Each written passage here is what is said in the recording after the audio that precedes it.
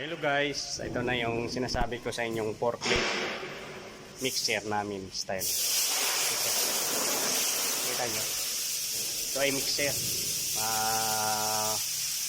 Masanang simento. Ito siya. Pero forklift siya. Yan. Siya. Electric siya, hindi siya diesel. Nakita nyo? Yan.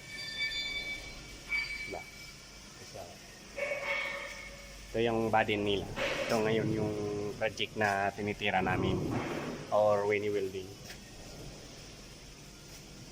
Marami siya parang araro. Yan. Ito.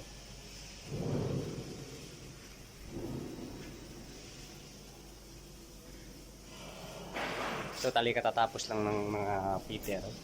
Ngayon